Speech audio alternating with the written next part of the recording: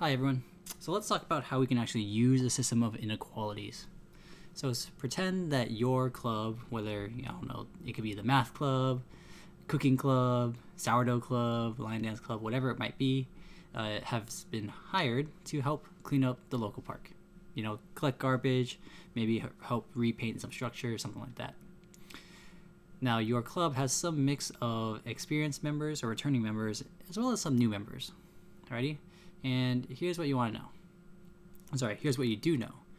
We know that your club has 8 returning members, and so 8 veterans, we could say, and 5 new folks.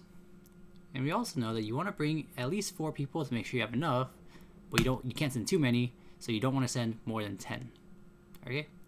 So we're just going to say that X is going to represent the number of new members that you're going to send, and Y is the number of returning members. So our question is, what are some of the combinations of club members that you can send? For example, could I send 4 of each? Could I send 2 of one and then 6 of the other one? Or something like that. And we can represent all these possible combinations using a system of inequalities. So remember, these restrictions here, these are also called the constraints.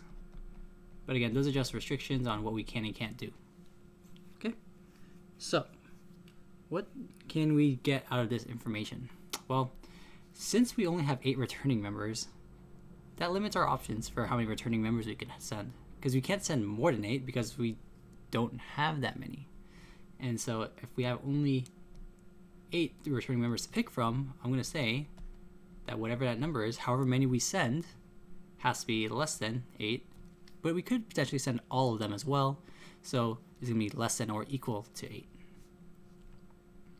Alrighty, our second constraint is going to be similar, but again, it's referring to our new members now. And that's going to say that the number of new members we send, which is X, has to be less than or equal to 5. So this is interesting, by the way. From this one sentence, we actually have 2 separate inequalities. So these are 2 different inequalities. I'll just separate them with a little semicolon there. Okay, next part. We want to bring at least 4 total members again. So total members, well, that's going to be, since we're only sending veteran and new folks, or we only split them up into 2 categories, that is always going to be represented. That's going to be represented by X plus Y. And we want to bring at least 4, so at least, remember, means we could do more than 4 or equal to 4, but we can't go less than 4. So that's going to say that X plus Y has to be greater than or equal to positive 4. And last one here, let's see, running out of colors. We'll use, where's green? We'll use green here. No more than 10. That's going to say X plus Y is less than or equal to, not 10. Alrighty. So now we have to graph these one at a time. So let's see. Let's start off with our Y less than 8 constraint. So this has been a while, maybe since we've graphed a 1 variable graph. But remember, all this means is the line Y equals 8 is just the straight line with all the points whose Y value is equal to 8. So that's going to be 1, 2, 3, 4, 5, 6, 7, 8 is right around here. And so that's just going to look like so. Like that. Now remember, we want the inequality Y less than 8, so we're looking for all the points that have a Y coordinate less than 8, so that's simply going to be all of these down here. I like to use the arrows because it makes it kind of, I'd still know where I'm shading, but I don't create a big mess. Alright, similarly, if we have our X is less than or equal to 5 inequality, 1, 2, 3, 4, 5, it's right there at 5, so we're going to draw a vertical line here. And we're going to go, well, we want points with X value less than 5, so we're going this way, to the left. Okay, so we've taken care of these 2. Our third inequality is X plus Y is greater than or equal to 4. So what's nice about this one is that we actually can figure out the X and Y intercepts pretty quickly. Because when I set Y equal to 0 to find the X intercept, is this going to be at x equals 4, and likewise for the y-intercept. When I set x equals 0, I have y is equal to 4. And it's going to work very similarly for the next one as well, for the green one. So let's see, I have 4. And 4 here. And so I'm going to draw this line. And these are all going to be solid lines because they're all or equal to inequalities here. And which side should I shade? Well, if I test the point 0, 0, which again I like to use 0, 0 as my test point, 0 plus 0, is that greater than or equal to 4? That is not true. That is actually false. So we're not shading that side. We're going to shade the opposite side. And so that's going up this way.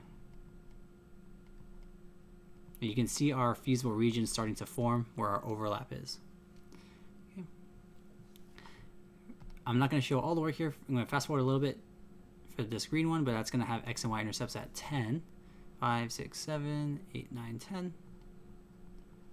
And so this graph's going to look like so. So this is indeed parallel to the purple line. Did I miss? Did I miscount? 5, 6, 7, 8, 9, 10. Oops, sorry, that's 10 right there. Like so. Okay. Alright. And now if I plug in 0, 0 as my test point, well, that will actually be true because 0 is actually less than 10.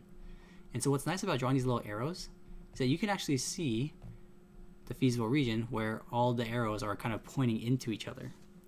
And so that would be actually this. And I'm going to trace it out in magenta, I suppose. So let's see, starting with this blue line, everything to the left of it. Okay, until we run to the purple line, and then we want everything above the purple line. Right here. And eventually the purple line would run into the red line. It looks like around here. So I'll kind of keep drawing that. And then when we hit the red line, then we're going below the red line. So that's going to be over here. And then into the green line and below the green line like so. Okay, so that's our feasible region just looking at the inequalities here. But there is actually one more constraint that we haven't, that wasn't said explicitly, but definitely one we should be aware of, and that is this. Well, I'm not going to say exactly, but check this out. Again, this means, the feasible region means that any point in there satisfies all the restrictions. So if I plug in this many, right here, this is at, what is that? That's 2, 5. That means, yes, it's totally possible, it's totally allowed for you to send 2 new members and 5 returning members. But what does this point mean? This would mean, let's see, that would be at -1, 7. And that would say, okay, you can send -1 new members and 7 returning members. Wait a minute. That doesn't quite make sense because we have a negative number of members, and that is kind of nonsense.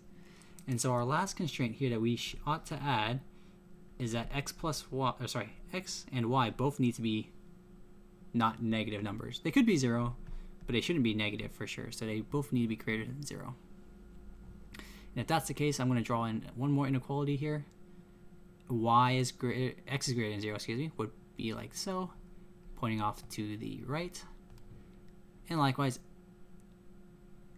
I'm sorry, that was x greater than 0, and y greater than 0 will be pointing upward. So that changes this a little bit because now we kind of lost these 2 pieces of our feasible region. And so what our actual feasible region should be is this, and I'll do it in, I'll just highlight it now, is all in here.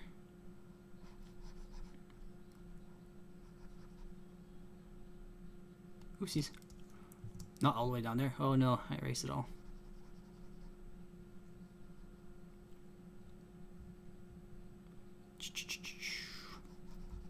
Alrighty, so that's, again, it was a pretty simple example because the numbers came out so nice.